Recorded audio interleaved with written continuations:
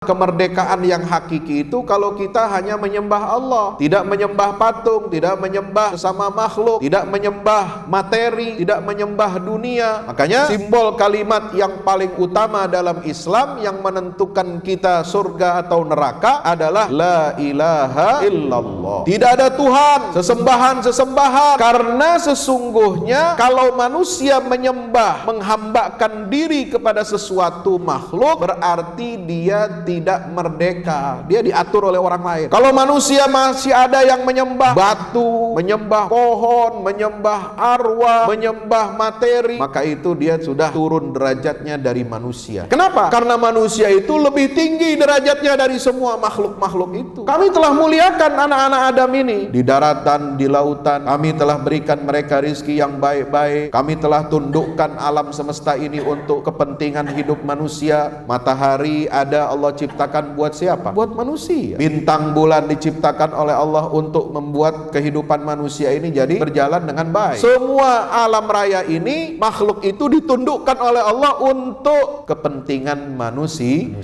Masa kemudian setelah dimuliakan seperti itu, manusia tunduknya kepada makhluk ciptaan Allah? Nah, itu gak benar. Hadirin yang dimuliakan Allah Subhanahu wa taala, maka itu la ilaha illallah ini adalah simbol kemerdekaan yang hakiki. Hanya Allah yang patut kita sembah karena dia pemilik alam semesta, dia pencipta kita semuanya. Allah menjadi tuan kita, kita menjadi hambanya Allah. Itulah kemerdekaan yang sesungguhnya. Maka kata Umar Mukhtar, orang merdeka itu adalah orang yang tidak menjual akalnya. Akal ini jangan dijual, mahal. Jangan dijual kepada orang lain. Kita jadi agen, kita jadi pesuruh, jadi kacungnya orang lain. Akal kita ini kita gunakan untuk kebaikan bangsa dan negara kita. Tidak juga menjual ideologinya, pemikirannya, dan tidak menjual sikapnya, dan tidak menjual tanah airnya untuk bangsa lain. Ini bukan tanah lagi yang dijual, airnya juga dijual, pasirnya, semuanya dijual. Auzubillah, jangan sampai begitu. Ini orang merdeka itu seperti itu.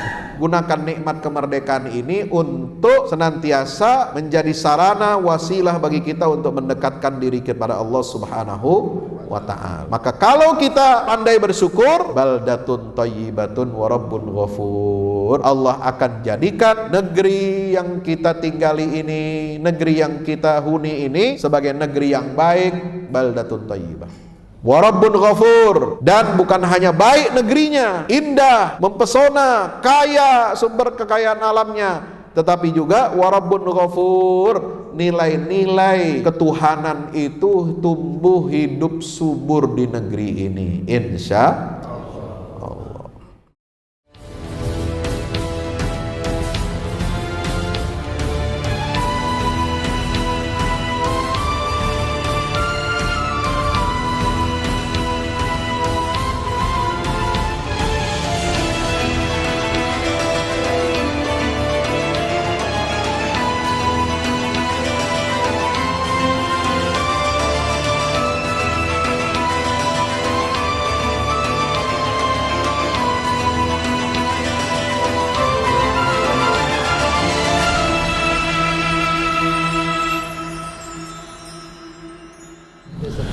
Bismillahirrahmanirrahim.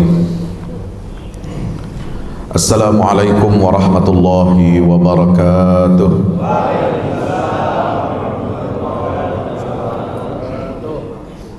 Innal hamdalillah nahmaduhu wa nasta'inuhu wa nastaghfiruhu wa nastahdihi wa na'udzu billahi min syururi anfusina wa min sayyiati a'malina. Udah pas. May yahdihillahu fala mudilla lahu wa may yudlil fala hadiya lahu. Asyhadu an la ilaha illallah wahdahu la syarika lahu wa asyhadu anna Muhammadan abdullahi wa rasuluhu la nabiyya wa la rasula ba'dah. Allahumma salli wa sallim wa barik ala habibina wa syafi'ina wa maulana Muhammad wa ala alihi wa ashabihi wa man tabi'ahum bi ihsanin ila yaumil qiyamah. Usi nafsi wa iyyakum bi taqwallah. Ittaqullaha haqqa tuqatih wa la tamutunna illa wa antum muslimun. Hadirin jamaah Masjid Al-Ukhuwah jamaah subuh yang insya Allah mudah-mudahan kita semuanya senantiasa dikuatkan iman Islamnya, amin. Dikuatkan ukhuwahnya, amin. Diberkahi rizkinya dan keluarganya, amin. Diberkahi anak cucu, anak mantu, dan mudah-mudahan kita semuanya sekeluarga kita dapat reuni di dalam surganya Allah, amin. Dan mudah-mudahan kita doakan para pemimpin-pemimpin kita senantiasa diberikan petunjuk hidayah dari Allah Subhanahu wa taala.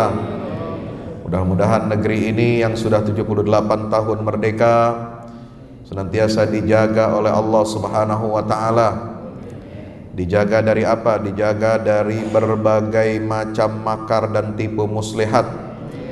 Dijaga oleh Allah dari segala macam mara bahaya, dari segala bencana, dan mudah-mudahan kita senantiasa rakyat dan pemimpinnya dapat beriman dan bertakwa kepada Allah Subhanahu wa taala sehingga negeri ini menjadi baldatun thayyibatun wa rabbun ghafur. Allahumma amin.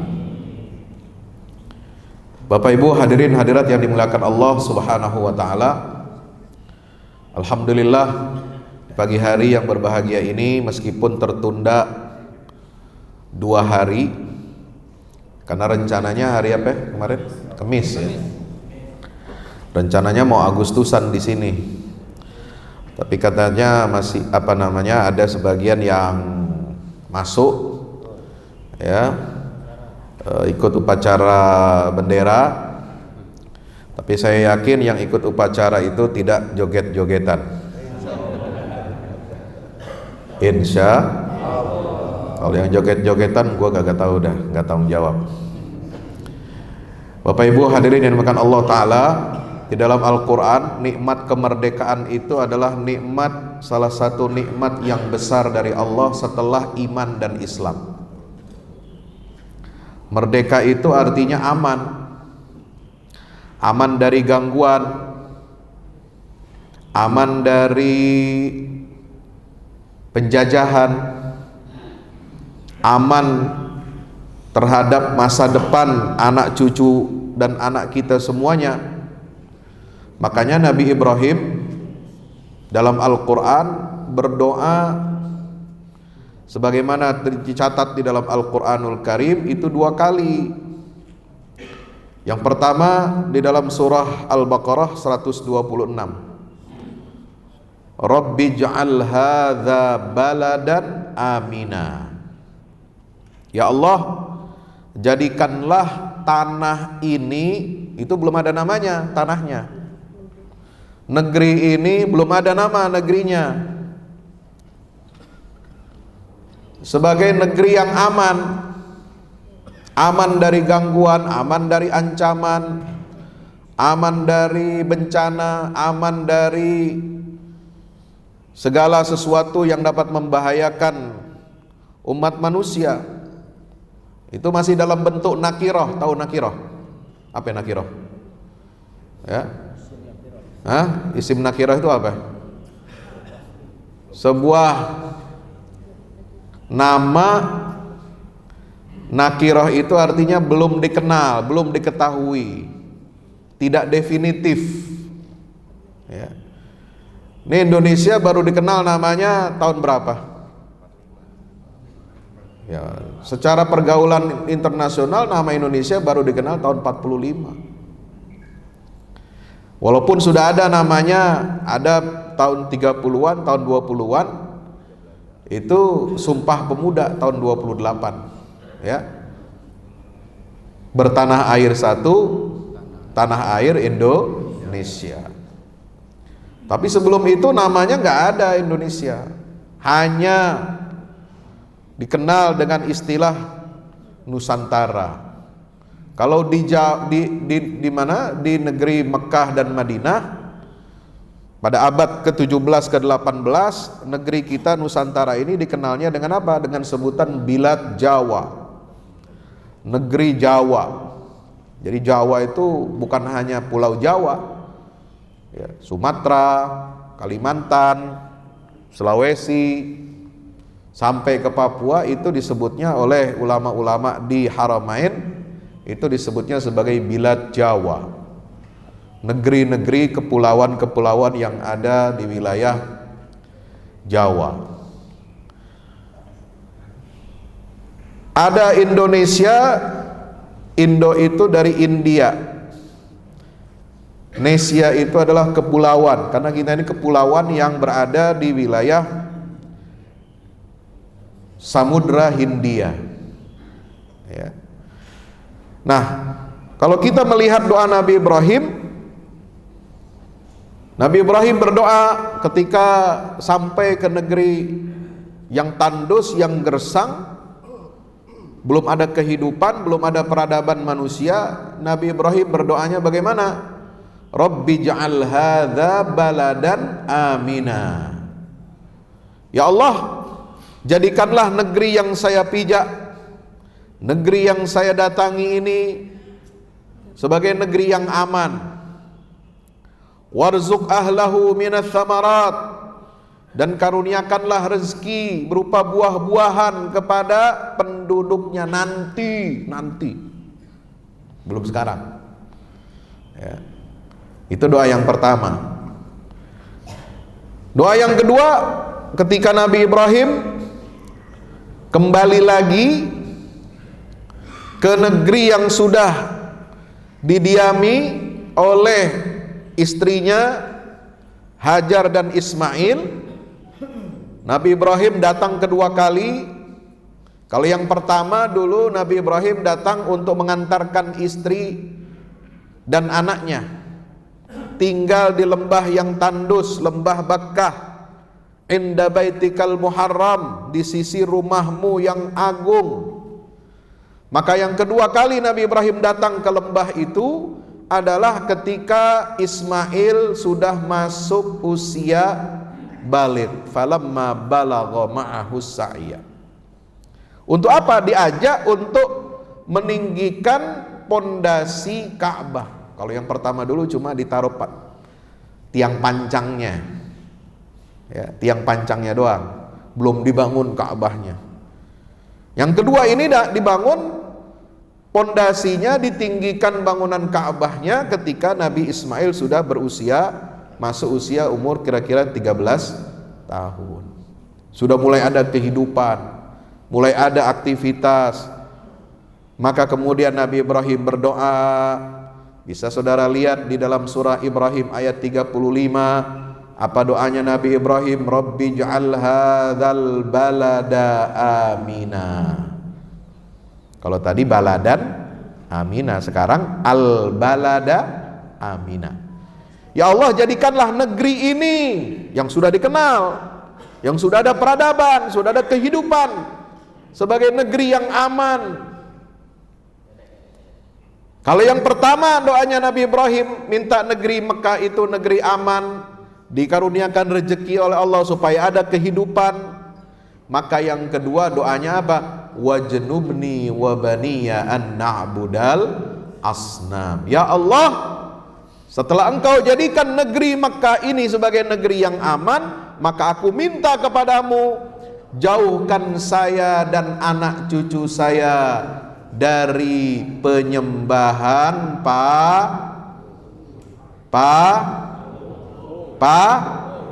patung.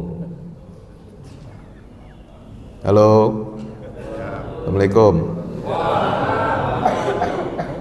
Rajin amat bikin patung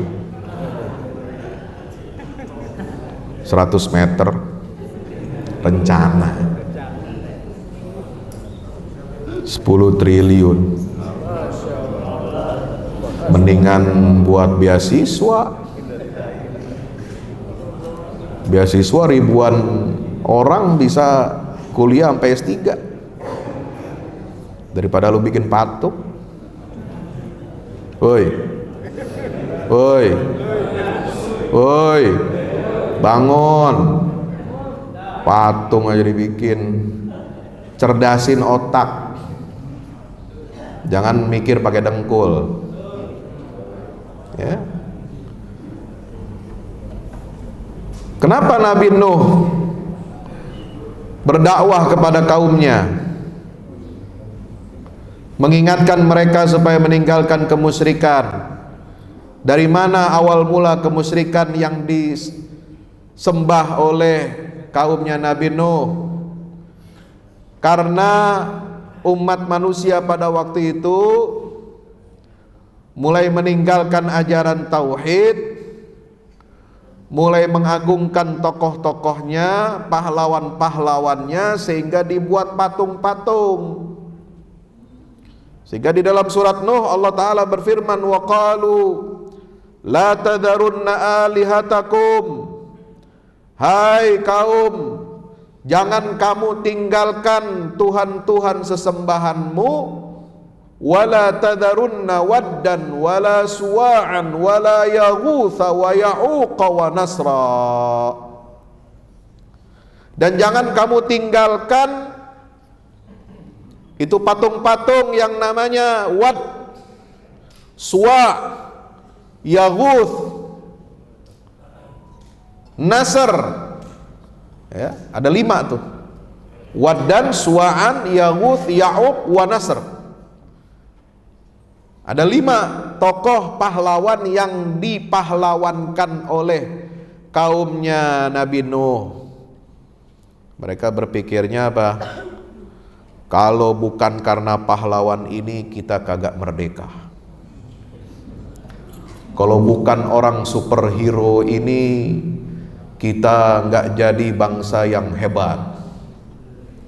Kalau bukan karena 5 orang hebat ini kita tidak bisa menjadi bangsa yang besar. Maka dibuatlah monumen besar-besar, patung-patung. Akhirnya lama kelamaan ya, patung-patung ini kemudian bukan hanya dihormati, bukan hanya menjadikan monumen peringatan, tapi lalu kemudian mereka mengatakan bahwa kita tidak bisa sebagai bangsa yang besar, bangsa yang hebat, ya, tidak bisa seperti ini. Maka semua karunia yang ada dirasakan oleh bangsa kami ini adalah sebabnya karena perjuangan mereka itu, pahlawan itu. Lalu bergeserlah mereka dari penyembahan kepada Allah Subhanahu wa ta'ala menjadi apa? Menyembah patung-patung itu. Ini ribuan tahun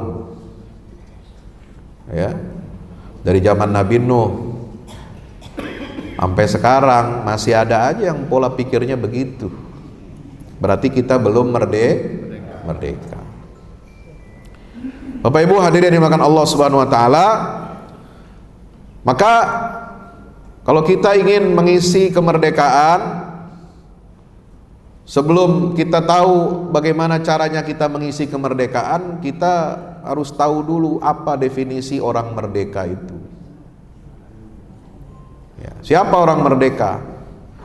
Kalau Al-Quran mengatakan tadi, wajnubni wa baniya an na'budal asnam, kemerdekaan yang hakiki itu kalau kita hanya menyembah Allah, tidak menyembah patung, tidak menyembah sesama makhluk, tidak menyembah materi, tidak menyembah dunia ya. Makanya simbol kalimat yang paling utama dalam Islam yang menentukan kita surga atau neraka adalah la ilaha illallah. Tidak ada Tuhan, sesembahan ya. Karena sesungguhnya kalau manusia menyembah, menghambakan diri kepada sesuatu makhluk, berarti dia tidak merdeka. Dia diatur oleh orang lain ya. Kalau manusia masih ada yang menyembah batu, menyembah pohon, menyembah arwah, menyembah materi, maka itu dia sudah turun derajatnya dari manusia. Kenapa? Karena manusia itu lebih tinggi derajatnya dari semua makhluk-makhluk itu. Walaqad karramna bani Adam wa hamalnahum fil barri wal bahr wa razaqnahum minat thayyibati wa faddalnahum ala katsirin mimman khalaqna tafdila. Surat Al-Isra ayat 70. Ya. Kami telah muliakan anak-anak Adam ini di daratan, di lautan. Kami telah berikan mereka rizki yang baik-baik. Kami telah tundukkan alam semesta ini untuk kepentingan hidup manusia. Matahari ada, Allah ciptakan buat siapa? Buat manusia kehidupannya. Bintang bulan diciptakan oleh Allah untuk membuat kehidupan manusia ini jadi berjalan dengan baik. Ada siang, ada malam. Ada waktu kita bekerja, waktu kita istirahat. Kita bisa bercocok tanam, kita bisa berdagang, kita bisa mencari nafkah. Semua alam raya ini, makhluk itu ditundukkan oleh Allah untuk kepentingan manusia. Masa kemudian setelah dimuliakan seperti itu, manusia tunduknya kepada makhluk ciptaan Allah? Nah, itu gak benar. Ya. Hadirin yang dimuliakan Allah Subhanahu wa taala, maka itu la ilaha illallah ini adalah simbol kemerdekaan yang hakiki. Hanya Allah yang patut kita sembah karena Dia pemilik alam semesta, Dia pencipta kita semuanya. Ya. Allah menjadi Tuhan kita, kita menjadi hambanya Allah. Itulah kemerdekaan yang sesungguhnya. Ya. Maka kata Umar Mukhtar, siapa Umar Mukhtar? Umar Mukhtar ini ulama mujahid besar dari Libya yang menentang penjajahan Italia. Dia memimpin pasukan gerilya di gurun-gurun di padang pasir untuk menghancurkan tentara Italia yang menjajah Libya. Ya. Tahun 35, tahun 20-an, tahun 35 ya beliau meninggal, wafat di tiang gantungan. Apa kata dia? Orang yang merdeka itu siapa? Al-hurru walladzi la yabi'u aqlahu. Ini dicatat dalam sejarah. Orang merdeka itu adalah orang yang tidak menjual akalnya. Akal ini jangan dijual, mahal. Ya. Jangan dijual kepada orang lain. Kita jadi agen, kita jadi ya pesuruh. Kita jadi jadi kacungnya orang lain. Akal kita ini kita gunakan untuk kebaikan bangsa dan negara kita. La yabi'u aqlahu wala fikrahu, tidak juga menjual ideologinya, pemikirannya. Wala mauqifahu, dan tidak menjual sikapnya. Wala watanahu lil akharin, dan tidak menjual tanah airnya untuk bangsa lain. Ya. Ini bukan tanah lagi yang dijual, airnya juga dijual, pasirnya, ya. Semuanya dijual. Ya. Maka yang tersisa buat kita apa? Hah? Yang tersisa cuma lagunya doang. Ya. Indonesia tanah airku, tanahnya milik orang. Nauzubillah, ya. Jangan sampai begitu. Ini orang merdeka itu harus seperti itu. Maka itu Bapak Ibu yang dirahmati Allah, dalam Al-Qur'an ada surat Saba, ada surat Al-Balad. Ya. Surat Saba ini artinya negeri Saba. Ya, negeri Saba. Di dalam Quran Allah memberi nama surat-surat ya dengan berbagai macam objek. Ada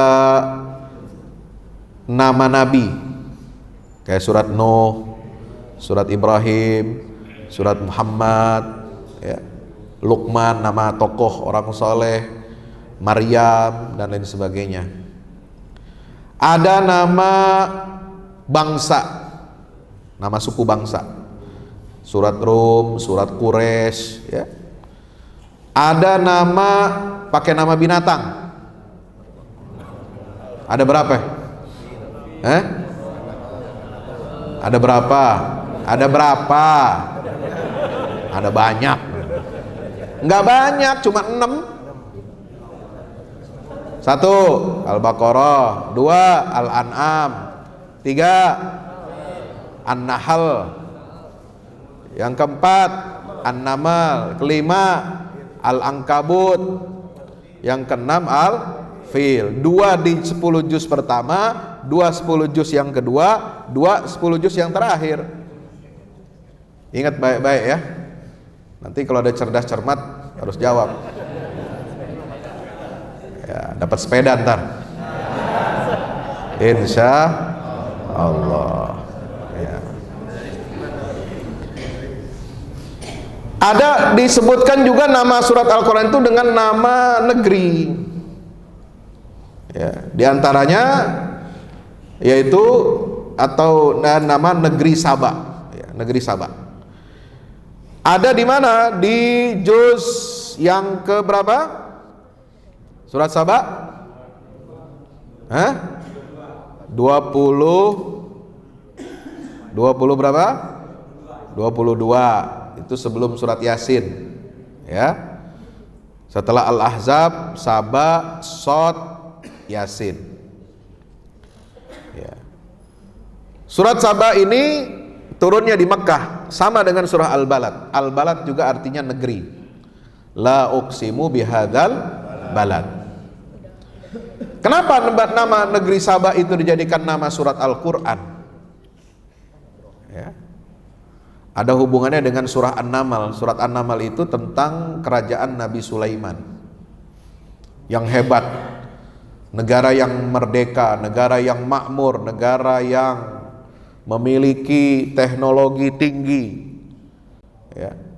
Negara yang memiliki angkatan perang yang kuat, angkatan militer yang kuat. Rajanya, penguasanya, pemimpinnya bisa menundukkan dengan izin Allah Ta'ala tentunya itu memiliki tiga angkatan perang. Wa husyira li Sulaimana junuduhu minal jinni wal insi wat thair fahum yuzaun. Jadi tiga matra angkatan bersenjatanya Nabi Sulaiman itu adalah manusia, jin dan burung. Ya. Kalau kita cuma manusia doang. Ya. Manusia doang, ada angkatan laut, angkatan darat, angkatan udara. Ya, itu masih belum canggih. Karena kita nggak bisa mengendalikan pasukan kekuatan daripada jin dan burung. Ya, itu banyak itu kehebatannya disebutkan di dalam surah An-Naml. Maka setelah Allah kisahkan, ya, gambarkan bagaimana perjuangannya Nabi Sulaiman di ayat-ayat sebelumnya, kehebatan Nabi Sulaiman ini disebutkan dari ayat 10. Walaqad ataina Dawuda minna fadla ya jibalu awwibi ma'ahu wat-tayra wa alanna lahul hadid an i'mal sabighatin wa qaddir fis sardi wa'malu salihan inni bima ta'maluna basir wa li Sulaiman ar-riha ghuduha syahrun wa rawahuha syahr. Kata Allah, kami telah berikan karuniakan kepada Daud. Daud itu bapaknya siapa? Sulaiman. Dia bisa mengendalikan gunung. Awibi ma'ahu wat-thair, ya jibal, wahai gunung-gunung, ya, dan wahai burung-burung, bertasbihlah kamu bersama Nabi Musa. Nabi siapa? Daud. Jadi gunung dan burung itu bertasbih bersama Nabi Daud. Wa alanna lahul hadid, dan kami telah lunakkan besi untuknya. Ya, ini Nabi Sulaiman, Nabi Daud ini ahli persenjataan. Dia bikin senjata sendiri. Dia bikin tank, helikopter, pesawat terbang sendiri. Ya, besi dia bentuk, ya, dengan mudah. Ya, nggak perlu pakai PT-PT, perusahaan-perusahaan. Ya, apakah Cina, Rusia, Amerika, ya, itu nggak perlu. Dia dibikin sendiri itu. Ya, subhanallah. Alanna lahul hadid. Nah, kisah bagaimana Nabi Daud itu menjadi raja di kalangan Bani Israel, itu saudara bisa dapatkan ceritanya di dalam surah Al-Baqarah. Kenapa muncul Daud? dari raja yang namanya Talut. Siapa Talut? Talut itu yang mengalahkan Jalut. Bagaimana awalnya kerajaan Talut dan Daud? Awalnya Talut ini adalah rakyat biasa, rakyat pemimpin biasa, tidak punya harta, tidak punya duit, tidak punya pangkat, kedudukan dan jabatan, tapi Allah Subhanahu wa taala perintahkan kepada Bani Israel untuk apa? Untuk mengangkat Talut itu sebagai pemimpin. Ya. Makanya dalam Al-Qur'an, Bapak Ibu rahmati Allah taala, kita bisa melihat di dalam surat Al-Baqarah 246, kemudian di ayat yang berikutnya 247, ya, itu ada cerita bagaimana Nabi di Bani Israel itu diperintahkan oleh Allah untuk mengangkat Talut sebagai raja. Awalnya Bani Israel itu nggak percaya. Ya. Kenapa Talut yang dipilih? Kenapa bukan saya, bukan kami yang lainnya? Anna yakunu lahul mulku alaina wa nahnu ahaqqu bil mulki minhu wa lam yu'ta sa'atan minal mal. Ini kalau mau milih pemimpin, ya, kriterianya ada di surat ini 247, bahwa kepemimpinan itu kata mereka, ya, mestinya dipegang oleh orang yang banyak fulusnya, bukan banyak otaknya,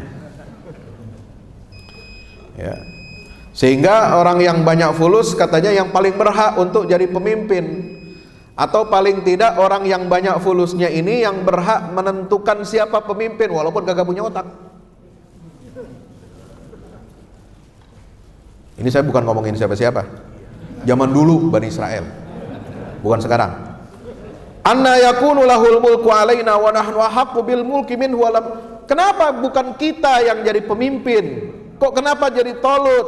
Padahal dia tidak punya harta yang banyak. Ya. Jadi cara berpikir politik yang dikendalikan oleh uang, kekuasaan itu dikendalikan oleh uang, itu sudah ada zaman dulu. Zaman dulu, bukan sekarang, bukan. Apa jawab Nabi Bani Israel itu? Innallaha astafahu alaikum wa zadahu bastatan fil ilmi wal jism. Sungguhnya Allah telah memilih Talut atas kalian itu. Kenapa? Karena dia telah memberikan tambahan karunia, bukan hanya kekuatan harta tetapi juga kekuatan ilmu dan fisik. Tentu selain itu wallahu yu'ti mulkahu man yasha. Ya. Hadirin makan Allah Subhanahu wa taala, maka dari Talut kemudian Talut menunjuk Daud, karena Daud ketika itu seorang anak muda, anak yang masih bau kencur, anak yang tidak diperhitungkan. Ternyata dialah yang bisa membunuh Jalut dalam pertempuran antara Talut melawan Jalut. Maka Talut ini menjadikan Daud sebagai putra mahkota walaupun dia bukan anak kandungnya, walaupun bukan menantunya. Zaman dulu, bukan sekarang. Ya. Kenapa? Karena sama-sama mewarisi ilmu yang penting. Ya. Kalau dalam bahasanya Nabi Musa dulu, ketika dua putri Nabi Syuaib itu minta kepada ayahnya, ya abati istajirhu, inna khaira man istajartal qawiyul amin. Wahai ayahandaku, pekerjakanlah pemuda Musa ini, karena sebaik-baik orang yang engkau berikan pekerjaan yang berat, apalagi tugas sebagai pemimpin negara, pemimpin rakyat, itu adalah siapa? Al-Qawiyul Amin, orang yang kuat dan orang yang amanah. Dua yang harus dipenuhi. Insya Allah. Talut, Daud, lalu kemudian apa? Sulaiman. Ya, makanya disebutkan di situ Nabi Sulaiman ini Allah tundukkan angin, ya, angin itu ditundukkan sama Allah. Ya, untuk apa? Untuk membantu Nabi Sulaiman dalam perjalanannya. Jadi Nabi Sulaiman itu kalau mau pergi keliling dunia, dia tinggal ya panggil angin, ya terbang. Wali Sulaiman riha guduha syahrun warwahuha syahr. Perjalanan, jadi kalau Nabi Sulaiman itu inspeksi, melihat kondisi keadaan negerinya, kerajaannya, wilayah-wilayah kekuasaannya, itu dia hanya pergi perjalanannya dengan angin pada waktu pagi sama dengan perjalanan sebulan. Perjalanannya di waktu sore sama dengan perjalanan sebulan pula. Jadi buat mengunjungi wilayah-wilayahnya itu Nabi Sulaiman pergi pagi, pulang sore.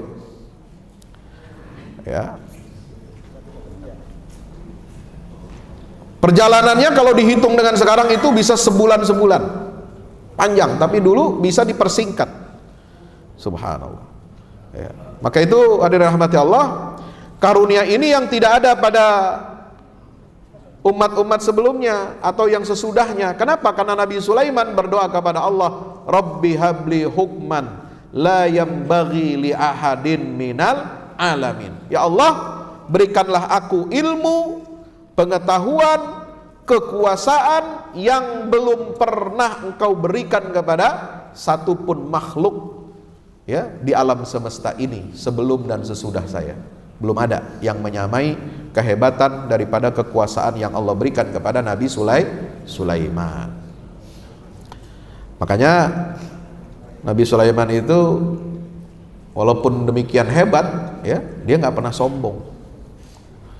Innahu min Sulaiman wa innahu bismillahirrahmanirrahim alla ta'lu alayya wa'tuni muslimin. Nah itu. Jadi ketika dia mau menaklukkan negeri Sabah, dia kirim surat, innahu min Sulaiman. Jadi kalau orang hebat itu nggak perlu menonjolkan gelarnya. Profesornya 9, doktornya 60, ya kagak perlu, disebut aja namanya Sulaiman, orang takut. Ya.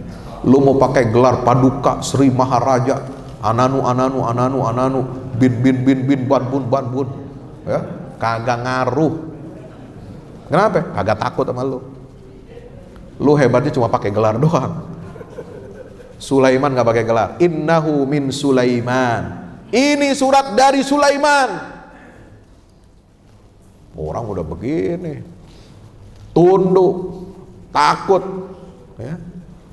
Sama ketika orang sekarang dengar namanya Putin, oh takut yang Putin, walaupun gak sarjana itu orang, ya. Tapi hebat, kuat, ya. Wa innahu bismillahirrahmanirrahim. Dari mana kehebatan Nabi Sulaiman, kemasyhurannya, sehingga dia disegani oleh kawan dan lawan? Bismillahirrahmanirrahim, karena kekuasaannya bersumber dari Allah yang Maha Rahman dan Maha Rahim. Ini rahasia kekuatan Nabi Sulaiman itu. Ini jimatnya. Bukan jimat penguasa punya ondel-ondel. Bukan jimatnya punya sapi. Sapi apa tuh? Kebo putih. Kebo bule. Bukan jimatnya punya keris, bukan.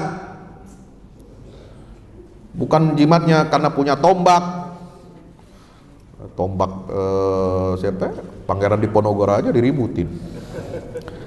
Ya, cuma tombak, ya. Nggak ada hubungannya sama kekuasaan. Ya. Bukan jimatnya Nabi Sulaiman itu apa? Bismillahirrahmanirrahim. Ketundukan dia sebagai hamba, kepatuhan dia kepada aturan syariat Allah, visi misinya dalam kehidupan berbangsa bernegaranya berdasarkan aturan Allah. Bismillahirrahmanirrahim. Allah ta'alu alayya.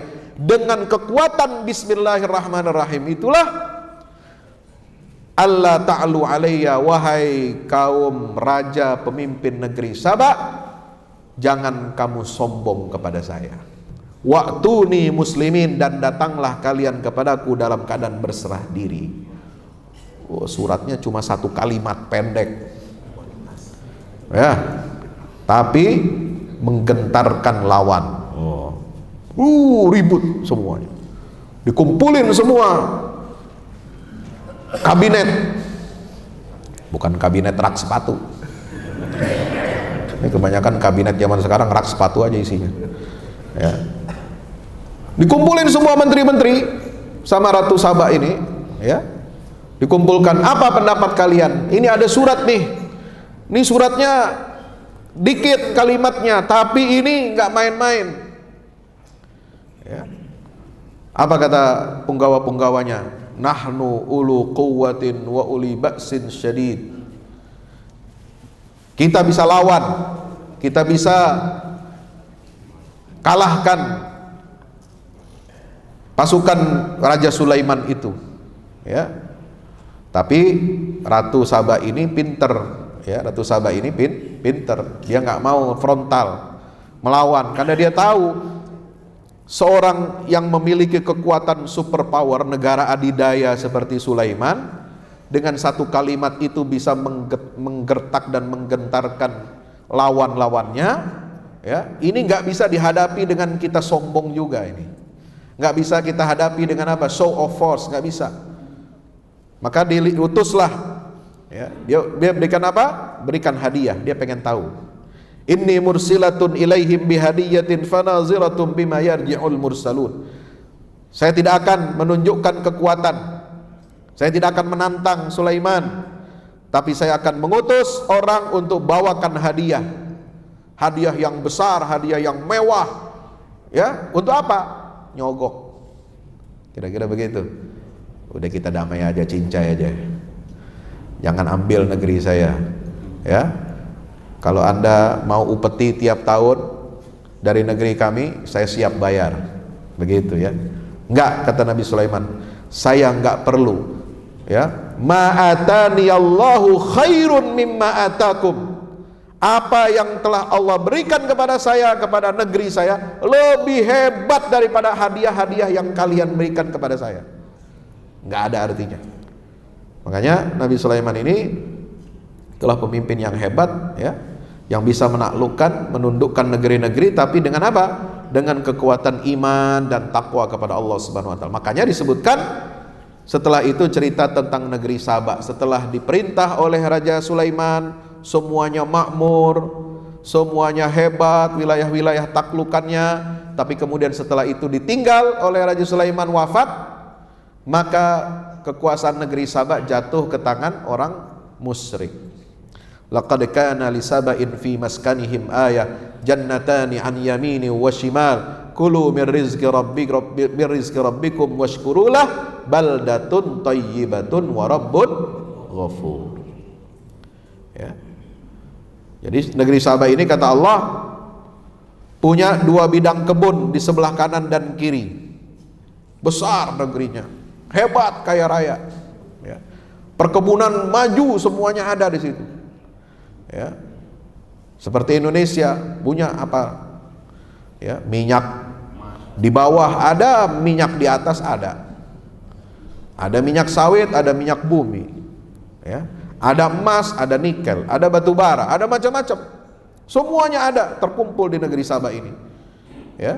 Kulu min rizqi rabbikum washkurulah. Apa perintah Allah? Makanlah kamu dari rizki Tuhanmu itu, tapi jangan lupa bersyukurlah kepada Allah. Nah, ini kata kuncinya, bersyukur. Bagaimana kita mensyukuri nikmat kemerdekaan? Yaitu dengan apa? Menjadikan negeri ini sebagai negeri yang pandai bersyukur kepada Allah, negeri yang pandai bersyukur kepada jasa para ulama, para kiai, para santri yang berjuang, berjihad selama lintas generasi, dari sejak awal VOC masuk ke negeri ini 1602, dan sebelumnya di abad ke berapa? Ke-15, abad ke-16 Portugis masuk ke Nusantara. Itu perjuangan para ulama, para santri bersama raja-raja kesultanan Islam itu tidak pernah putus, tidak pernah pudar. Inilah yang menyebabkan negara kita itu ketika diproklamasikan pembukaan undang-undang dasarnya mengatakan dengan berkat rahmat Allah Subhanahu wa ta'ala. Ya, ini Bapak Ibu yang dirahmati Allah ta'ala, inilah rahmat Allah. Dengan rahmat Allah negeri kita jadi mayoritas beragama Islam. Karena dengan beragama Islam yang mayoritas inilah Islam yang menggerakkan perjuangan melawan penjajah. Ya. Dengan rahmat Allah inilah lalu kemudian perjuangan meraih kemerdekaan itu bisa dengan mudah kita lakukan. Dan dengan rahmat Allah inilah revolusi kemerdekaan setelah kemerdekaan mereka Belanda ini melakukan agresi militer pertama dan kedua itu berhasil kita patahkan. Ya, sampai Indonesia bisa mendapatkan pengakuan kedaulatan penuh tahun 1949. Nah, ini bersyukur kepada Allah. Jadi jangan sampai kita ini kufur nikmat kepada Allah. Bersyukur kepada Allah bahwa negeri ini merdeka dari penjajahan karena rahmat Allah, karena perjuangan Islam, karena umat Islam, jasa-jasa yang paling besar. Ada nggak agama lain? Ada mungkin, tapi tidak sebesar jasa dan kontribusinya umat Islam. Karena yang namanya Indonesia sekarang NKRI ini adalah gugusan kepulauan yang dulu dipimpin oleh kerajaan-kerajaan dan kesultanan-kesultanan Islam. Ya.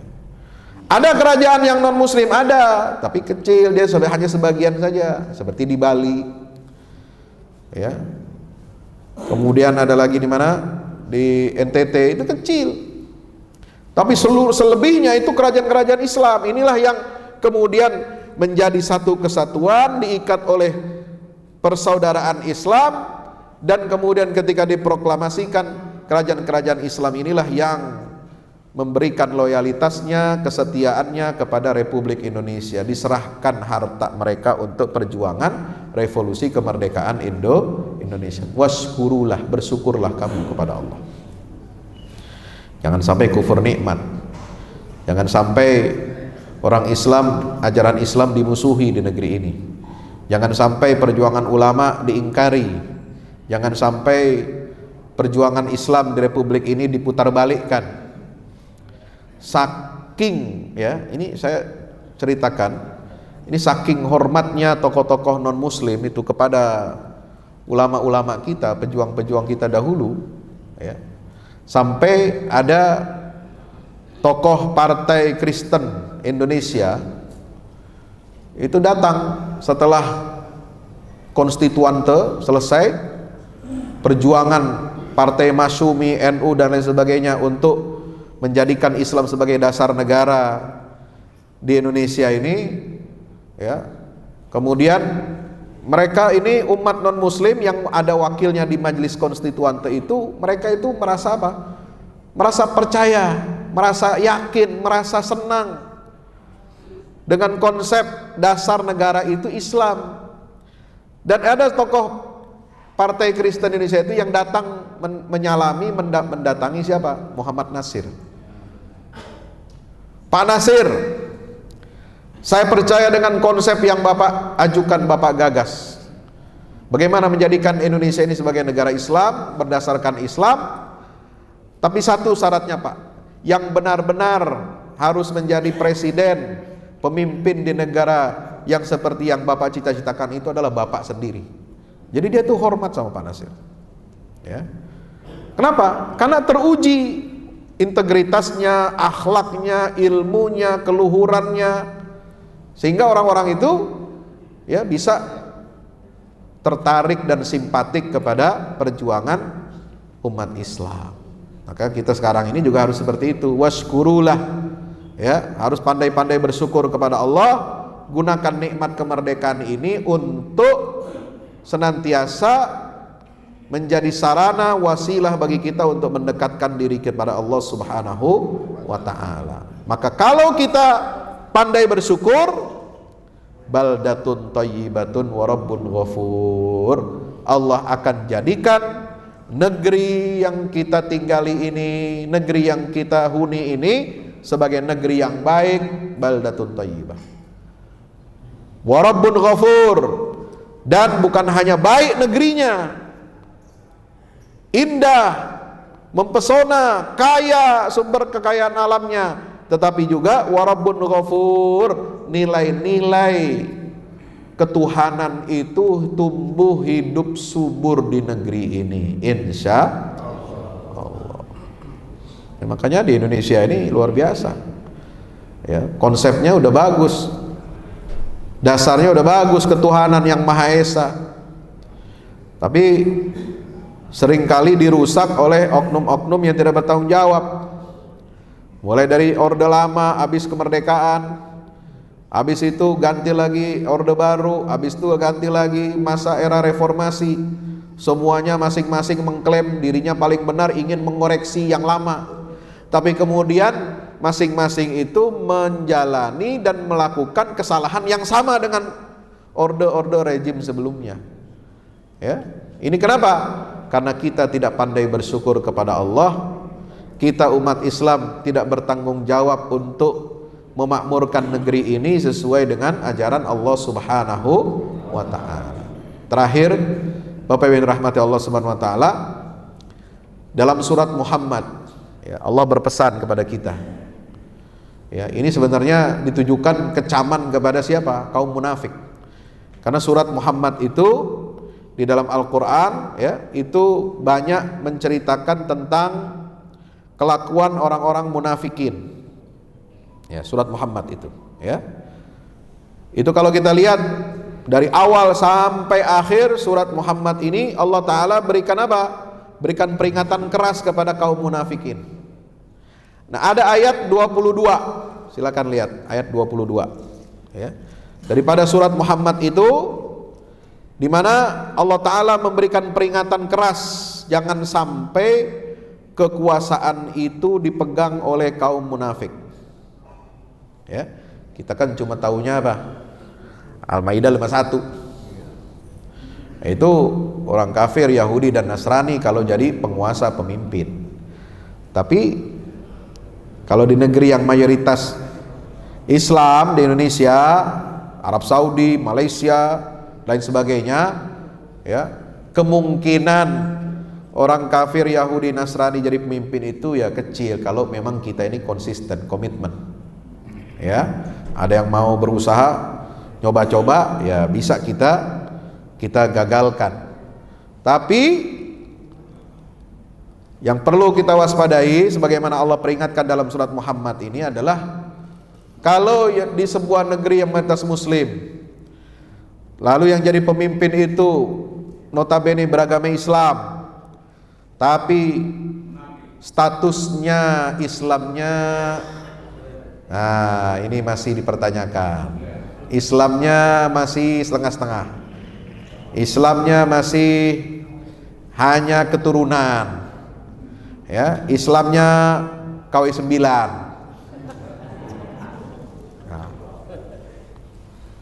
Nah ini kita harus waspadai. Kita harus mengambil ibrah dari ayat 22 surat Muhammad. Ya. Apa firman Allah? Fahal asaitum in tawallaitum an tufsidu fil ardi wa tuqatti'u arhamakum. Apakah seandainya jika kamu berkuasa, ya, ini terjemahan bukan terjemahan saya nih, terjemahan Kementerian Agama. Ya, tawallaitum itu ada dua artinya secara bahasa, berpaling, ya, dari petunjuk atau berkuasa. Tapi Kementerian Agama dari tafsirnya, dari terjemahan tafsiriyahnya itu mengatakan jika kamu berkuasa, apakah seandainya kamu berkuasa, kamu itu siapa? Kaum munafik, karena ayatnya sebelumnya dicerita tentang kaum munafik. Ya, apakah seandainya jika kamu berkuasa wahai kaum munafik, ya, in tawallaitum, jika kamu berkuasa, antufsidu fil ardi, kamu gunakan kekuasaan itu untuk berbuat kerusakan di muka bumi. Ya, wa tuqatti'u arhamakum, rusak buminya, dan rusak juga mentalnya. Dengan bagaimana? Kamu memecah-mecah dan memutuskan tali silaturahim, kekerabatan, kekeluargaan di antara kamu. Nah ini ciri kepemimpinan orang munafik. Dua, suka berbuat kerusakan di muka bumi. Yang kedua, suka memecah belah. Politik adu domba. Ya, jadi ini yang harus kita waspadai, kita hati-hati. Ya, ifsad fil ard. Makanya Nabi SAW mengingatkan ada dua dosa politik. Ya, kan kalau dosa ini banyak, Pak. Ya, setiap hari kita bikin dosa, tapi dosa yang biasa kita lakukan itu dosa-dosa yang hubungannya kita langsung dengan Allah. Telat subuh, ya kan? Ya, Jumatan telat, ya. Nggak baca Quran satu hari, nggak puasa sunnah, ya, atau apalah, ngomongin orang, gibah, itu dosa-dosa hubungan kita dengan Allah. Ya, itu nggak dibayar kontan, nanti itu siksanya nanti di akhirat kalau kita nggak bertobat kepada Allah. Tapi ada dosa, kata Nabi SAW, yang hukumannya, sanksinya dipercepat di dunia sebelum nanti di akhirat. Akhirat ada juga sanksinya, tapi di dunia sudah diberikan juga sanksinya oleh Allah. Apa itu? Kata Nabi SAW dalam hadis riwayat Abu Bakrah, ma min dzambin ajdaru an yu'ajjilallahu al-uqubata li sahibiha fid dunya ma'a ma yudakhiruhu lahu fil akhirah minal baghi wa qati'atir rahim. Sesuai dengan ayat tadi. Ya, surat apa? Muhammad ayat 22. Tidak ada satupun dosa yang lebih pantas, lebih berhak Allah percepat siksanya di dunia selain apa yang Allah siapkan untuknya siksa di akhirat, melebihi dua dosa ini, yaitu apa? Dosa berbuat zalim. Yang kedua, dosa memutuskan tali silaturahim. Zalim, ya, zalim dalam ekonomi, zalim dalam sosial, zalim dalam apa namanya politik. Ini banyak kezaliman. Ini yang akan membuat bangsa dan negara, rakyat kita ini akan menanggung akibatnya. Ya, disiksa oleh Allah di dunia. Apa siksanya? Ya, kagak kaya-kaya. Ini negara banyak kekayaan alamnya tapi rakyatnya miskin. Ya, nggak sejahtera. Ini kalau kekayaan alam kita benar dikelola bagus, ya, kemudian digunakan sebesar-besarnya untuk kemakmuran rakyat, ini rakyat kita pasti semua sejahtera, Pak. Nggak ada yang tidur di kolong jembatan, nggak ada. Nggak ada yang jobless, nggak punya kerja, nggak ada. Negara-negara lain yang nggak punya kekayaan alam aja bisa hidup sejahtera. Ya. Uni Eropa itu apa punya kekayaan alam? Nggak ada. Singapura nggak usah jauh-jauh. Singapura itu punya kekayaan alam? Nggak ada. Oh, pasir aja ngambil dari kita. Ya. Ya. Dia bangun negaranya pakai barang-barang apa namanya, bahan-bahan bakunya dari kita. Nggak ada kekayaan alamnya, tapi dia bisa lebih makmur, dia bisa lebih sejahtera. Orang Indonesia aja banyak yang pindah jadi warga negara Singapura. Kenapa? Gajinya lebih besar daripada Indonesia berpuluh-puluh kali lipat. Ya. Rata-rata di sana gajinya berapa? 45.000 dolar Singapura sebulan. Sebulan. Jadi berapa itu? Ya. Nah itu besar, Pak, luar biasa. Australia juga besar. Gajinya per jam. Orang kerja digaji per jam. Minimal UMR-nya 21 dolar Australia. 210.000 per jam. Ya, sehari itu orang 8 jam kerja. Jadi sehari hitung aja. Ya, sehari itu kerja dapat gaji yang UMR paling rendah 1.600.000 satu hari. Bukan sebulan, satu hari. Tinggal dikali aja berapa hari dalam sebulan dia kerja, ya.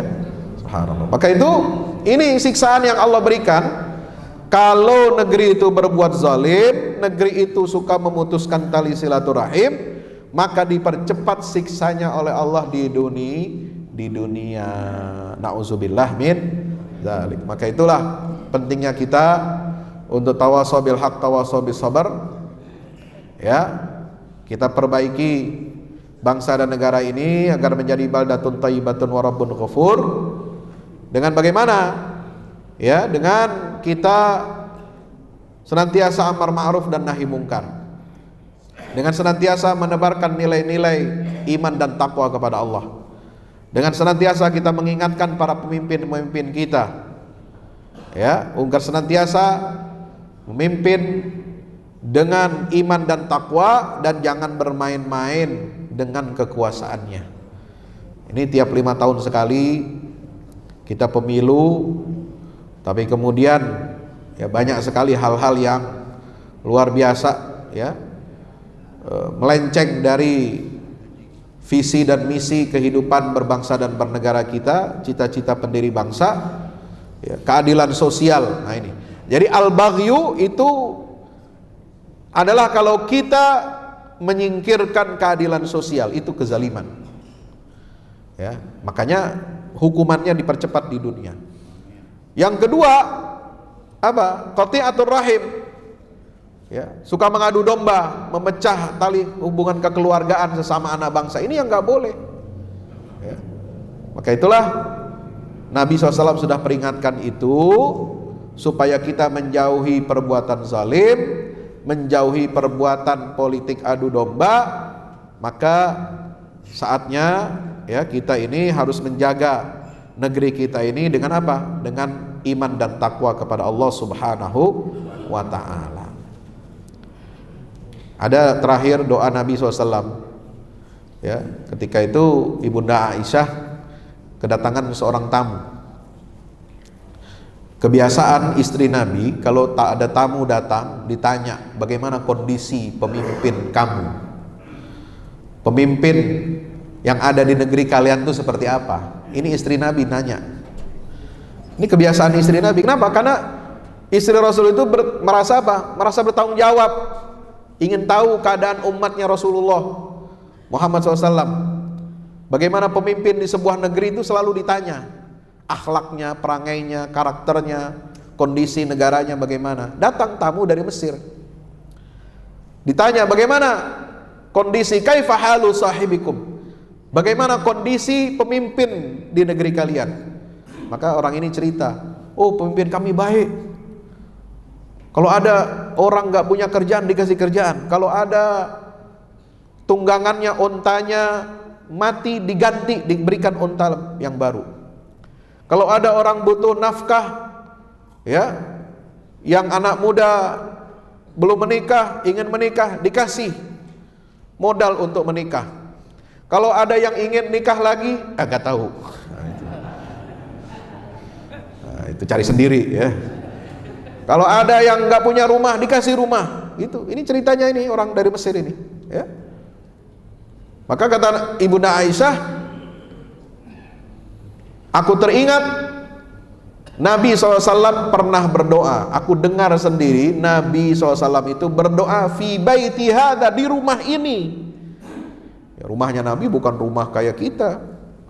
Rumah Nabi cuma petak, sepetak 2 kali 3 meter yang sekarang jadi kuburannya beliau itu. Ya.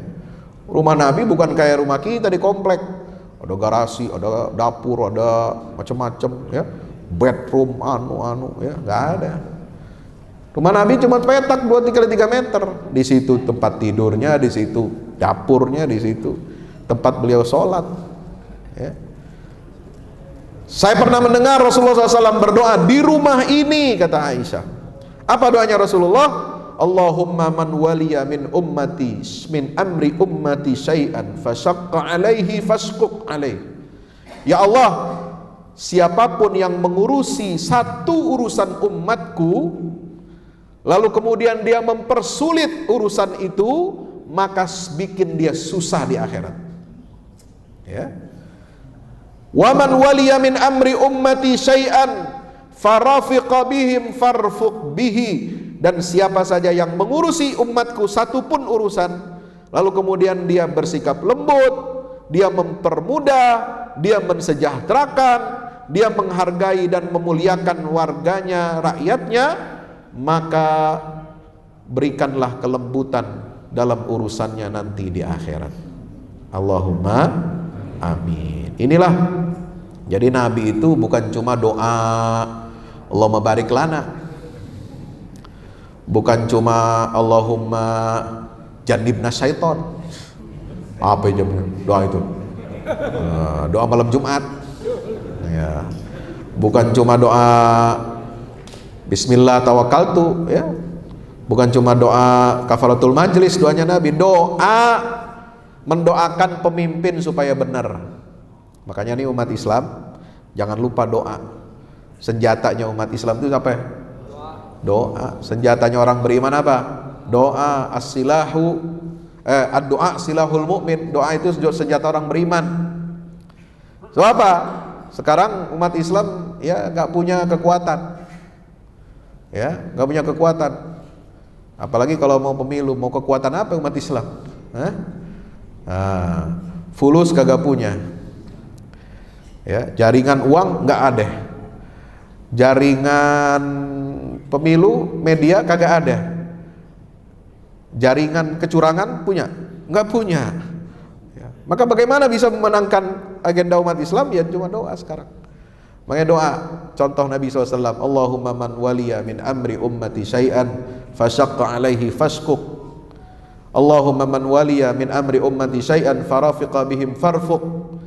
Ya, ini doa. Jadi doanya Nabi bukan cuma doa untuk kebaikan akhirat, tapi doa untuk ya urusan politik, urusan ekonomi, urusan sosial, urusan kehidupan berbangsa dan bernegara. Dengan cara inilah insya Allah mudah-mudahan kita dapat mencontoh meneladani Nabi kita Muhammad sallallahu alaihi wasallam menuju baldatun thayyibatun wa rabbun ghafur. Amin Allahumma amin. Demikian yang dapat saya sampaikan, mudah-mudahan bermanfaat.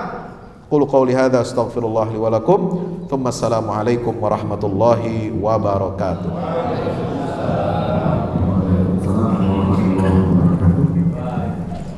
Kita masuk ke sesi tanya jawab.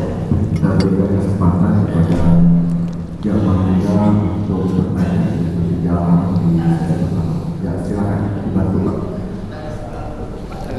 Ya, yang sudah angkat tangan dulu di papan dekat dengan kita. Kita geser ke tempat yang lain. Assalamualaikum warahmatullahi Waalaikumsalam. Ketika kita ingin mendapatkan pemimpin yang baik, amanah dan takut kepada Allah Subhanahu wa taala, apakah ada korelasinya dengan kita atau rakyat sebagai rakyat? Artinya ini, ketika kita ingin mendapatkan pemimpin yang baik, apakah rakyatnya harus baik dulu? Ya. Baik. Yang kedua, apakah dalam Islam diperbolehkan memprotes ataupun memprotes penguasa dengan cara berdemonstrasi? Satu lagi bahasa. Ya. Baik, saya sering dengar para ulama atau para kiai ketika mencontohkan ataupun memberi arahan untuk memilih pemimpin yang baik atau amanah, hanya isi-isinya saja Ustaz. Kenapa enggak langsung saja? Oh si Anu gitu. Ini kan kita ada kontestan beberapa nama gitu. Kenapa enggak langsung saja si Anu gitu yang baik? Demikian, terima kasih. Assalamualaikum warahmatullahi wabarakatuh. Waalaikumsalam warahmatullahi wabarakatuh. Saya jawab dulu ya, langsung. Ya, jadi Nabi SAW bersabda begini, kama takununa yuwalla alaikum. Sebagaimana kondisi kalian, umat, rakyat, begitulah nanti kalian akan dipimpin. Jadi kualitas pemimpin itu adalah cermin dari kualitas kita. Ya, kalau rakyatnya maling semua, maka pemimpinnya ya raja maling. Kalau rakyatnya suka nipu, maka pemimpinnya raja penipu. Kalau rakyatnya suka berjudi, suka berzina, suka film bokep, ya pemimpinnya begitu. Ya. Itu udah hukum sunnatullah. Jadi orang jahat pasti akan milih orang jahat. Orang baik, milih orang baik. Makanya bagaimana? Kalau ingin mengubah kualitas pemimpin kita, maka perbanyaklah orang-orang baik di rakyat di negeri ini. Ya. Kalau orang baik, orang beragama, orang beriman bertakwa di negeri ini minimal 60%, ya, 60% udah menang satu putaran, ya kan? Kan hukumnya begitu kan, pemilu itu kan, pilpres itu kan 50 plus 1. Ya. Kalau 60% aja baik, rakyat tahu bagaimana cara milih pemimpin, tahu kriterianya, tahu iman dan takwa, selesai. 60%. Jadi nggak perlu sampai 100%. Di zaman Nabi aja ada orang munafik, ya kan? Artinya apa? Ya, ada di setiap masa, di setiap zaman itu tentu ada orang-orang yang ingin merongrong, ya, agama Allah, walaupun dia mengaku beragama Islam. Jadi syaratnya begitu. Jadi perbanyaklah orang-orang baik, keturunan yang baik, orang yang ngerti iman, ngerti Islam, ngerti takwa, menjalankan takwa kepada Allah dengan baik, maka di situ nanti akan muncul pemimpin yang kita pilih dari orang-orang baik, insya Allah. Yang kedua, tadi ditanyakan tentang menyampaikan protes boleh enggak? Di dalam aturan negara, ya, Indonesia, menyampaikan aspirasi itu dibolehkan. Menyampaikan aspirasi dengan apa? Demonstrasi dibolehkan. Undang-undangnya ada. Undang-undang tentang menyampaikan pendapat, itu semua ada pasal-pasalnya. Ya, yang tidak boleh itu bersikap atau berlaku anarkis, main hukum, main hakim sendiri, itu yang nggak boleh. Bakar-bakar itu nggak boleh. Tapi menyampaikan pendapat di muka umum boleh, berkumpul, berserikat boleh, dijamin undang-undang. Lah kalau undang-undang menjamin kok kita malah mengharamkan? Ya, negara menjamin boleh, tapi harus sampaikan dengan baik. Jangan anarkis, jangan berbuat keonaran, membakar fasilitas umum, ya. Sampaikan dengan baik. Ya, sekeras apapun. Orang yang nggak ngerti Islam aja itu berani. Ya, Rocky Gerung Islam bukan? Bukan. Tapi dia menyampaikan kalimat hak. Jangan sampai kita umat Islam nggak begitu, ya Pak, nggak seperti itu. Jadi kata Nabi SAW, afdalul jihad kalimatu haqqin inda sultanin jair, atau amama sultanin jair, dalam hadis yang lain. Sebaik-baik jihad, kata Rasulullah, adalah menyampaikan kebenaran, ucapan kalimat kebenaran di hadapan penguasa yang zalim. Ya, apakah mau cara menyampaikannya bisik-bisik berdua? Iya, kalau ente punya akses. Ya, kalau ente punya akses kepada pemimpin, bisa masuk bisik-bisik lalu di situ. Kalau enggak gimana?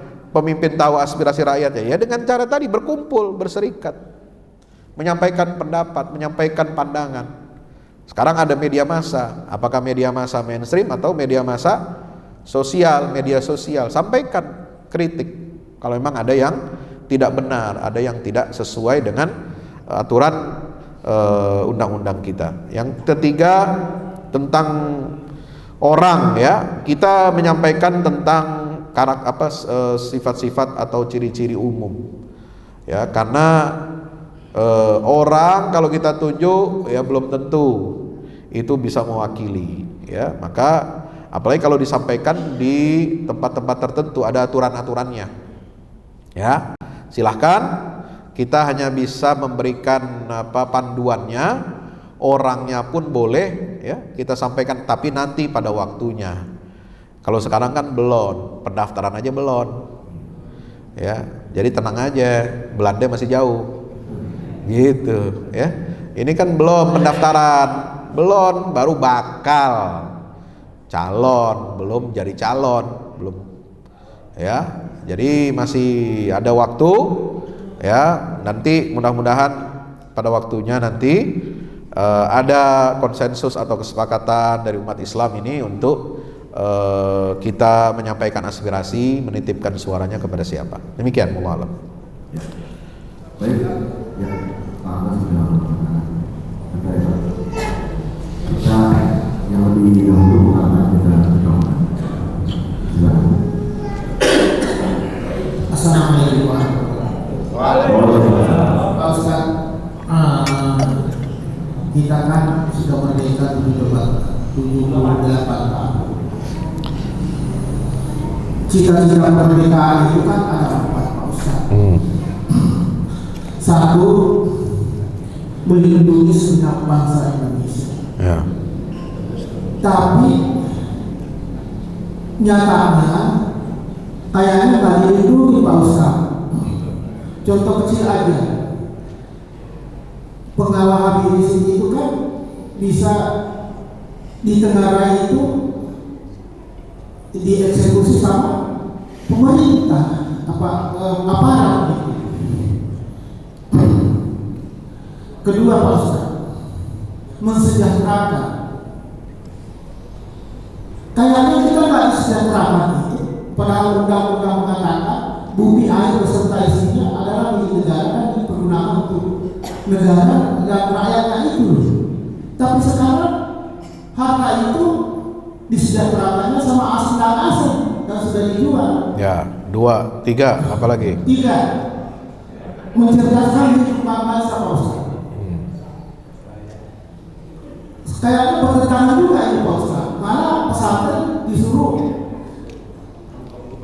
diubari, ditiadakan, dan pendidikan mahal. Apakah itu benar atau enggak sesuai dengan itu? Sedangkan kita kan sudah berjumpa besar. Ini cita-cita maksudnya sudah dilakukan ini, cita-cita ini. Keempatnya ikut menjaga ketertiban perdamaian dunia. Jadi pemimpin yang begini, jadi pertanyaannya, Ustaz, pemimpin yang tidak menjalankan ini, apakah ditengarai sebagai Islam, munafik, kafir atau komunis? Ya. Kedua, Sudah. Sudah Pak. Pertanyaan kita sudah Pak. Kita kasih pertanyaan. Ya. Silakan. Jadi cita-cita kehidupan berbangsa sesuai dengan konstitusi kita itu memang masih dalam proses, ya. Kenapa prosesnya itu ada penantian panjang? Karena kita sebagai pemilik kedaulatan, ya, ini kan kedaulatan berada di tangan rakyat. Mestinya rakyat itu yang lebih tinggi daripada pemimpin, penguasa, wakil rakyat. Tapi kadang-kadang yang diberikan, dititipkan amanah dari rakyat itu merasa lebih tinggi daripada rakyat. Ini masalahnya. Ya. Kenapa dia merasa lebih tinggi dari rakyat? Harus dijawab. Kenapa? Karena rakyatnya mau dibeli. Ya. Mau dibeli 200.000, 300.000, bahkan ada yang bisa 500.000. Nah, karena merasa sudah dibeli, maka dia merasa lebih tinggi daripada rakyat. Nah, ini yang masalah. Jadi kitanya juga bermasalah. Nah, kenapa bisa seperti itu? Jangan-jangan. Kalau mudah-mudahan dugaan saya salah. Ada faktor, ya, apakah sengaja atau tidak sengaja, ya, di negeri ini sepertinya ada semacam ternak kemiskinan dan kebodohan. Rakyat dibiarkan miskin, dibiarkan bodoh supaya apa? Ketika pemilu bisa dibeli. Nah, begitu. Jadi jargonnya aja, jadi pemilu kepala daerah, jadi gubernur, jadi wali kota, ingin mensejahterakan, mengecilkan angka kemiskinan, ya itu jargonnya aja. Tapi faktanya, realitanya susah, ya, tidak akan terpenuhi. Kenapa? Karena ada kepentingan juga. Ntar kalau rakyat gue kaya, sejahtera, pinter, ya gue nggak bisa nyuap lagi, ya, gue nggak bisa nyogok lagi kalau pemilu, ya. Nah ini, ya, jadi harus ada kebijakan afirmatif dari pemerintah untuk betul-betul mensejahterakan rakyat. kebijakan afirmatif. Ya, berpihak kepada rakyat, berpihak kepada pendidikan, berpihak kepada kesehatan, berpihak kepada ini untuk apa? Untuk meningkatkan ya derajat martabat daripada rakyat itu sendiri. Kalau rakyatnya sejahtera, rakyatnya udah pinter, dia nggak bisa dipengaruhi oleh janji-janji palsu, tidak bisa dipengaruhi oleh money politics. Nah, ini ya, jadi kita harus benahi semua ini. Ya, jadi kita orang tua harus bekerja keras, banting tulang, peras keringat untuk apa? Mendidik anak-anak kita. Ya, jadi orang pintar, jadi orang mandiri, jadi orang yang profesional. Sehingga apa? Nanti kita memilih ya betul-betul berdasarkan ilmu kita, bukan hawa nafsu, bukan karena perut kita lapar. Itu. Makanya bantu berdayakan kaum duafa di sekitar kita. Ya, kalau kita ingin pemimpin kita bagus, terpilih, ini orang-orang duafa ini yang mudah rentan untuk dibeli, itu harus kita santuni. Makanya partai Islam, Pak, mohon maaf ya, partai Islam ini jangan cuma kerja kalau mau pemilu doang. Ya, lo kalah dari PDIP, mohon maaf saya sebut namanya. Lo kalah dari Nasdem, lo kalah dari Golkar. Kenapa? Dia sering terjun ke bawah, ke lapangan. Suka memberikan bantuan. Ya, itu instruksi itu dari atas. Lah partai Islam cuma turunnya waktu mau pemilu doang. Itu juga cuma mengandalkan embel-embel Islamnya doang. Ya, kerja nyatanya enggak. Bagaimana mau merebut hati umat Islam, rakyat kebanyakan? Ini kaum duafa ini harus digarap, harus diberdayakan, harus disantuni, harus diperhatikan. Supaya apa? Dia berpihak kepada kita. Nah, kadang-kadang ada yang berpikir, kita sering turun ke bawah, sering bakti sosial, nanti akhirnya pas mau pemilu diguyur duit, pindah juga pilihan dia. Nah, itu. Nah, ini bahaya. Jadi jangan seperti itu ya. Jadi kita, makanya partai Islam ini, kader-kader yang ada di partai politik Islam itu harus dia berjuang mendapatkan kepercayaan rakyat, mendapatkan keberpihakan dari kaum duafa ini harus betul-betul diperhatikan ya, supaya orang-orang kecil itu tidak kehilangan apa? Kehilangan panutan, contoh dan tauladan. Seperti itu. Wallahu a'lam bishawab. Ya. Satu lagi kita kasih kesempatan.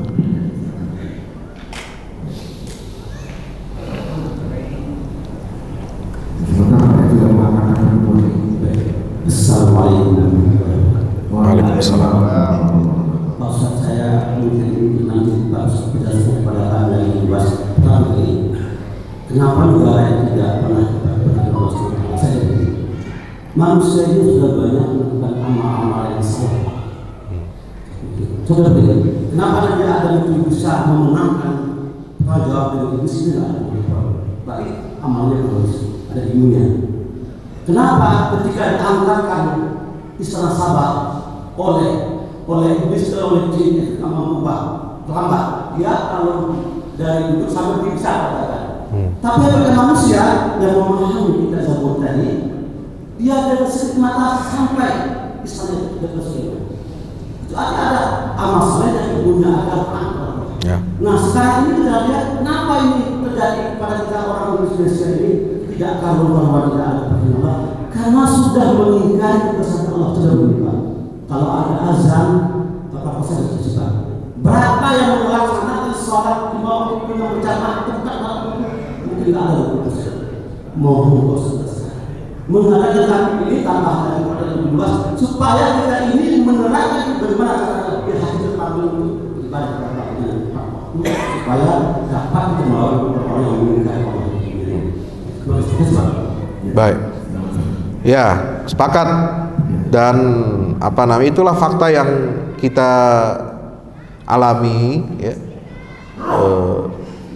Kebanyakan di negeri-negeri muslim itu kalau sudah ya bangkit ghirah agamanya ya, keberagamaannya itu berjalan dengan baik, maka disitulah Allah berikan kemenangan, Allah berikan keberkahan ya. Itu perlu dipupuk dari bawah dan proses yang panjang. Dulu di Mesir menang kekuatan Islam, dulu di Aljazair menang kekuatan Islam. Kenapa? Karena memang pembinaan kepada rakyat, kepada jamaah untuk menjalankan agama dengan baik itu berjalan dengan bagus gitu ya. Nah, di Indonesia ini yang pengalaman seperti itu kemarin berhasil ketika di DKI Jakarta pemilihan gubernur. Kalau sudah merasa seperti itu baru dia ya rajin ke masjid, rajin, kemudian baru terlihat ada ancaman yang nyata gitu ya. Baru bangkit gerakan subuh berjamaah, gerakan ini dan sebagainya ya. Maka ini yang harus kita tetap pertahankan ya sekarang ini adalah konsistensi. Bagaimana yang sudah rajin ke masjid bisa istiqomah, yang belum diajak supaya tertarik.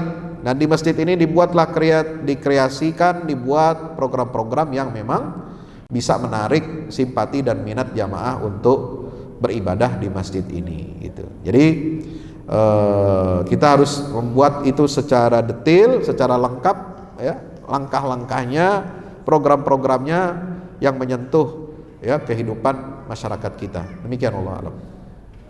Masih ada satu lagi yang mengatakan Aku sudah mengatakan bilang kalau Mas Hafiz baru mengatakan jadi kita ada kesempatan besar. Sekarang Ibu. Bismillahirrahmanirrahim. Terima kasih Pak atas kesempatannya. Kalau saya sendiri bertanya, di negeri kita kan ini ya majemuk ya, majemuk. Pembentukan negeri kita majemuk. Memang di negeri kita pertama kali yang berjuang itu adalah umat Islam. Pancasila itu yang merumuskan itu sebetulnya umat Islam dari tokoh-tokoh Islam, tapi dibuat oleh yang bukan Islam, non Muslim, karena non Muslim yang kafir sebenarnya Pak ya. Itu dibuat ya. Saya dengan ketuhanan Maha Esa berdasarkan menjalankan syariat Islam, ya itu dibuat. Jadi ketuhanan Maha Esa. Tapi sekarang mau diubah lagi Pak, mau diubah lagi Trisila dan Ekasila. Nah, malah mau minta maaf dan memberikan kompensasi kepada PKI. Nah, kalau kita mau kemana ini Indonesia Pak? Ini kita ini sudah dikepung oleh dua negara adidaya Pak, komunis dan Amerika liberal. Kalau kita jatuh ke komunis, Amerika tidak akan tinggal diam Pak. Mereka punya Freeport Pak, Freeport di Irian Pak. Nah disinilah, jadi di Indonesia itu banyak yang kafir dan munafik yang berpihak kepada penguasa zalim ini Pak. Nah itu yang sangat disayangkan Pak, sangat disayangkan itu Pak. Bagaimana Pak caranya ini? Adakah doanya supaya mereka sadar atau orang yang akan turun tangan untuk menghukumnya? Begitu Pak. Terima kasih. Assalamualaikum warahmatullahi wabarakatuh. Waalaikumsalam warahmatullahi wabarakatuh. Ya, jadi aturan ya dalam kehidupan ya untuk mengislah sebuah negeri, sebuah bangsa itu memang perlu proses. Dan proses itu sudah dimulai oleh Rasulullah dan para sahabatnya. Nah, metode yang terbaik untuk mengislah itu adalah metode yang dijalankan oleh Nabi dan para sahabatnya. Yaitu dengan apa? Dengan menebarkan nilai-nilai kesalehan, juga nilai-nilai islah. Ya. Maka cara untuk mengislah itu diantaranya dengan apa? Materi, konten dakwah itu juga bukan hanya tentang ibadah, tentang ritual, tentang fikih, tapi juga menyangkut masalah fikih ekonomi, fikih sosial, fikih kebudayaan, fikih politik. Nah, itu termasuk. Kalau umat ini tidak tercerahkan, terus mengalami kebodohan, ya seperti tadi disinggung oleh penanya sebelumnya, itu nggak akan bangkit. Ya, energi keimanannya itu hanya untuk dirinya. Dia soleh untuk dirinya tapi tidak memperbaiki masyarakatnya, tidak bisa memperbaiki negaranya. Nah itu, jadi bedanya antara soleh dengan muslih. Kalau soleh ya untuk dirinya, rajin sholat, rajin sedekah, rajin baca Quran, rajin zikir. Tapi dia bisa nggak mengubah masyarakat? Belum tentu bisa. Harus ada dilengkapi dengan apa? Dengan amar ma'ruf nahi mungkar, dilengkapi dengan fikih ekonomi, ya, untuk memberdayakan ekonomi umat, dilengkapi dengan fikih sosial, dilengkapi dengan fikih politik, baru dia bisa mengadakan perubahan. Begitu ya.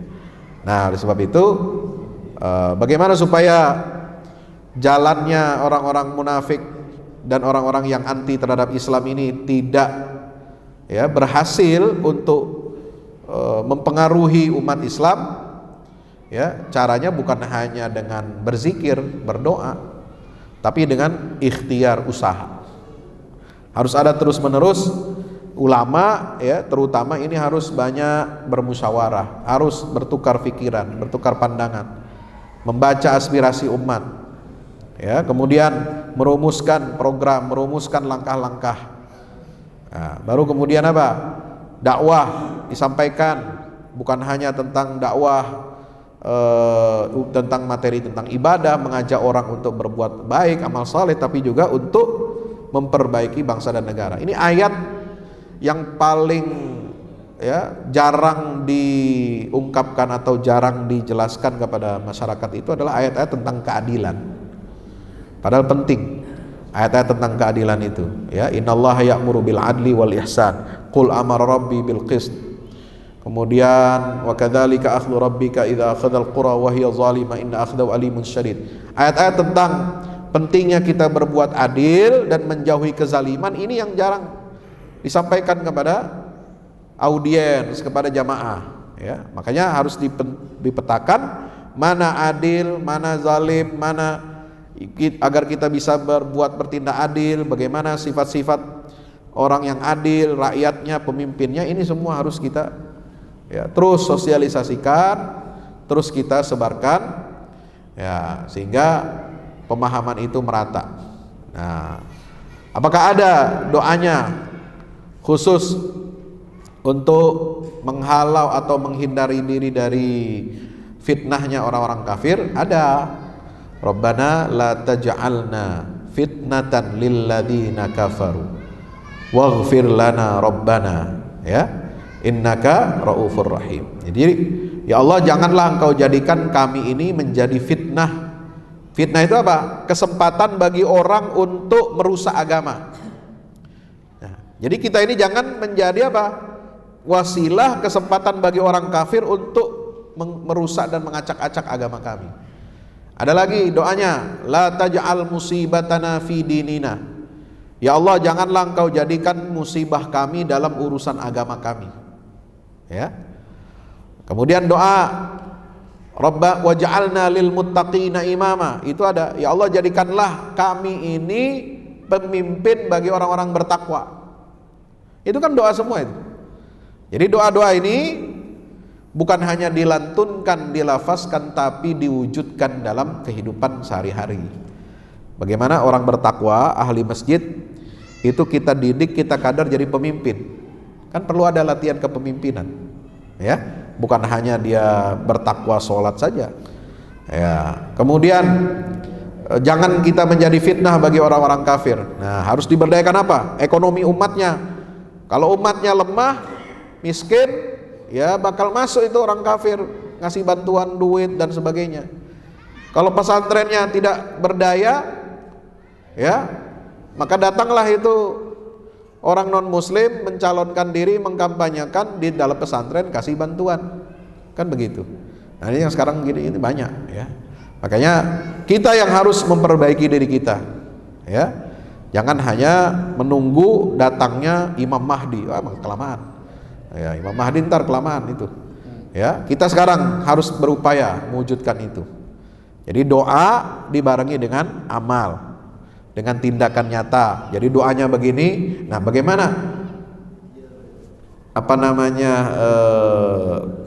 Usahanya untuk mewujudkan doa itu harus ada juga. Ya. Doa waj'alna lil muttaqina imama, tapi kalau nggak ada usahanya susah. Makanya Kita umat ini harus mengubah mindsetnya, ya, paradigma antara doa, amal dan usaha kita. Wallahu a'lam bishawab. Ya Ustaz, masih ada waktu sedikit kita berikan kepada umat Ustaz. Karena kalau Bapak udah 3 pertanyaan, jadi kita cukup Pak, mohon izin Bapak. Ya, bisa dibantu Pak Maisa, digeser ke umat lagi dulu Ustaz.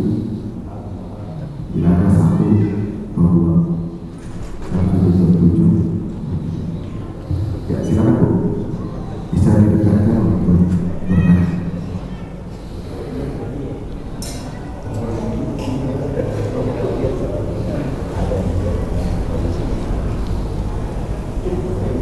Oke, kalau tidak banyak, izin disampaikan Ustaz terkait keadaan umat Islam saat ini sering banyak dimanfaatkan oleh beberapa politisi agar suara umat Islam ini diarahkan kepada politisi tersebut di saat umat Islam sudah memilih dan kemudian politisi ini mendapatkan suara dari umat Islam, kemudian umat Islam ditinggalkan begitu saja seperti mendorong mobil mogok. Ya. Bagaimana agar tidak terulang lagi di tahun politik 2024 nanti Ustaz? Mohon penjelasan sedikit dan singkat dari Ustaz. Ya. Jadi bagaimana supaya umat Islam ini tidak jadi tukang dorong mobil mogok, ya? Kembali kepada konsep keberdayaan. Jadi kalau umat Islam ini berdaya, ekonominya, pendidikannya, kita nggak akan mendorong mobil yang mogok, ya. Bahkan kita bisa ngapain dorong mobil mogok? Mobil udah banyak penyakit, ya, udah nggak bisa digerakin, terus kita dorong-dorong ngapain? Kita bisa beli mobil baru, ya. Kita bisa beli mobil baru, kita datangkan supir yang baru, kita isi dengan yang baru, itu lebih efektif daripada dorong mobil mogok, ya. Ini umat Islam ini harus berpikirnya strategis, ya. Jangan cuma diminta suaranya tapi kemudian aspirasinya tidak diperhatikan. Harus ada janji, ikatan, kontrak politik. Misalnya pengurus jamaah, ya, DKM Masjid Al-Ukhuwah siap mendukung fulan, siap mendukung partai fulan, ya, dalam pemilu. Tapi dengan syarat begini, ini kontrak politiknya. Nah, itu biasakan begitu. Jadi jangan kita kasih cek kosong, ya. Kalau bisa seperti itu bagus. Jadi kita ada hitam putih, jelas apa yang diperjuangkan, aspirasi yang kita titipkan kepada mereka, ya. Seperti itu, wallahu a'lam.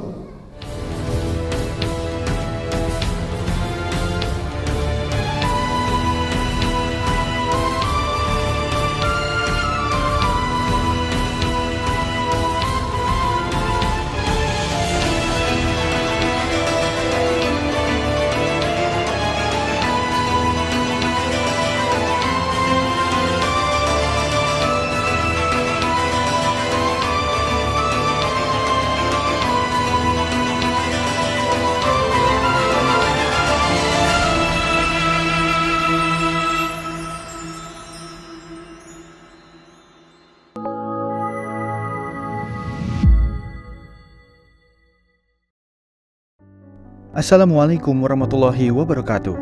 Di zaman dan era global yang semakin menuntut kita untuk terus bergerak, ada kebutuhan yang senantiasa harus kita penuhi dalam kehidupan kita. Zaman di mana segala kebutuhan terasa sangat mendesak. Salah satunya adalah kebutuhan sarana dakwah Al-Quran sebagai pusat peradaban. Al-Fahmu Institute hadir demi menjawab kebutuhan akan sarana dakwah Al-Quran di era masa kini.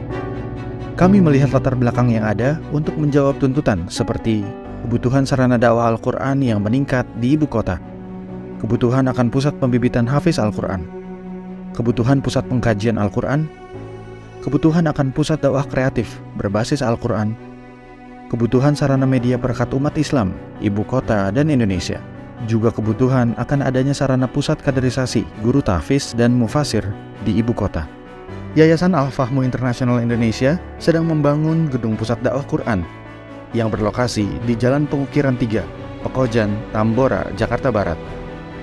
Gedung Pusat Dakwah Quran ini insya Allah akan menjawab tantangan dan kebutuhan akan sarana dakwah Al-Quran yang ada, seperti yang digagas oleh Direktur Al-Fahmu Institute, Kiai Haji Fahmi Salim MA, yaitu tugas peradaban kita semua adalah untuk berperan dalam menerjemahkan cetak biru peradaban, yaitu Al-Quran, dalam dunia nyata. Kami mengajak jamaah semua untuk ikut dalam perdagangan yang tidak merugi ini, sebagaimana yang disampaikan dalam Al-Quran Surat Fatir ayat 29-30, yang artinya, sesungguhnya orang-orang yang selalu membaca kitab Allah dan mendirikan sholat dan menafkahkan sebahagian dari rezeki yang kami anugerahkan kepada mereka dengan diam-diam atau terang-terangan, mereka itu mengharapkan perniagaan yang tidak akan merugi, agar Allah menyempurnakan kepada mereka pahala mereka dan menambah kepada mereka dari karunia-Nya. Sesungguhnya Allah Maha Pengampun lagi Maha Mensyukuri. Gedung Pusat Dakwah Quran Al-Fahmu Institute terdiri dari 4 lantai, di mana di lantai 1 terdapat Masjid Quran Mulia, dan di setiap lantainya insya Allah diperuntukkan demi berlangsungnya tugas mulia dalam perjuangan dakwah Al-Quran.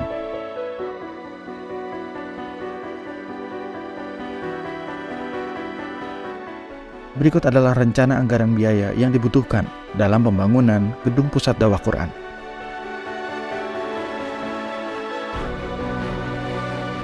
Dalam kesempatan yang mulia ini, kami mengajak jamaah semua untuk ikut dalam gerakan sedekah Lailatul Qadar di setiap malam ganjil di bulan Ramadan. Salurkan melalui nomor rekening berikut ini.